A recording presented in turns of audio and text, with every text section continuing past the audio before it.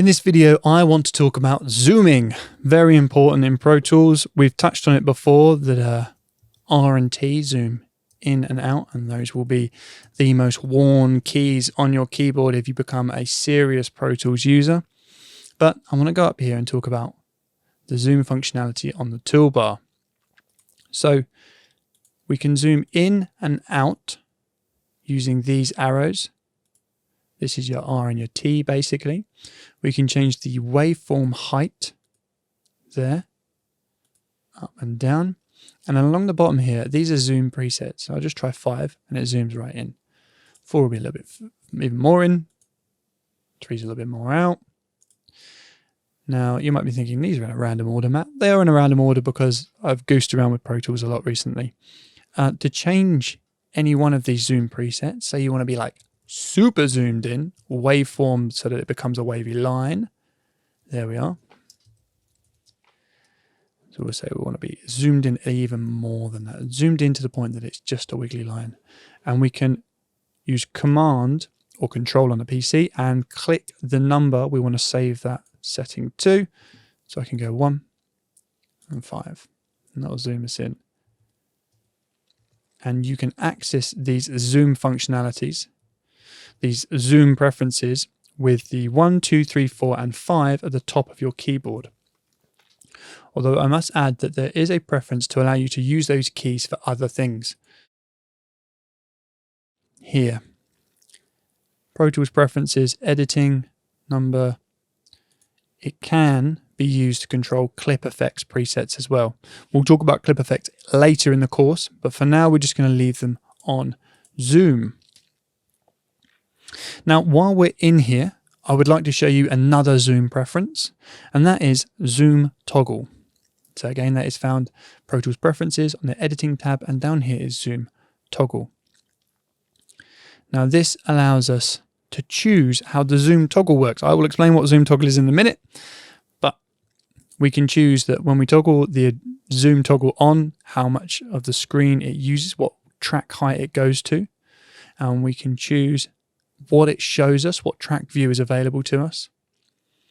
And we can ask it to remove the range. So if you've selected a selection, once you've zoomed in, it removes that selection. And zoom toggle follows edit selection. Now I like this on, and I like separate grids as well. It can be super helpful. No change, fit window. These are my favorite settings for this. So we're going to click OK. Now zoom toggle is the letter E. It's the letter E as long as we've got keyboard focus on the edit window.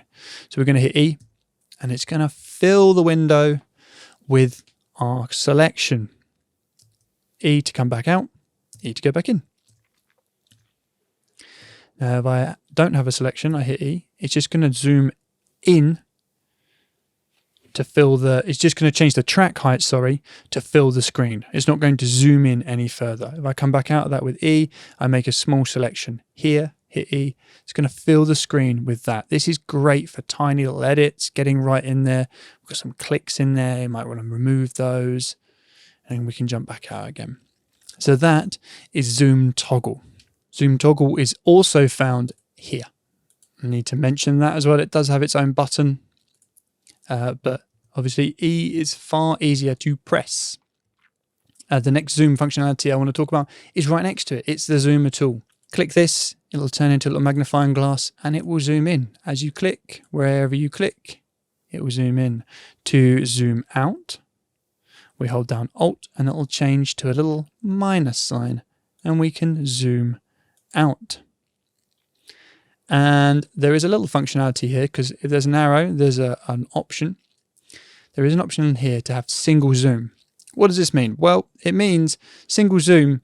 We press zoom once, and then it turns the zoom tool off. I am not sure why I would want this, but it is a thing, and it is there. So single zoom, it's going to give me one zoom, pop, and it's gone. And we can access the zoom tool with F5. Tap to change through there, F5, F5. So that is the zoomer tool. Pretty cool. And for a full reset of your zoom and to fill the screen, you want to press Control, Alt, Command and down, or Windows, Alt, Control and down arrow on a PC, and it will fill the screen with those tracks. If you want to see everything all of your timeline in a single zoom function, it is Alt and A. And that will show you everything, all of the media. There is more timeline here, but it's just going to show me all of the media. So that's Alt A. And the last one is Alt and F will zoom in to fit your selection. It's not toggle zoom, which fills the screen, just it maintains the track height and it zooms in. Alt and F. There we are. So that is some of the zooming functions in Pro Tools.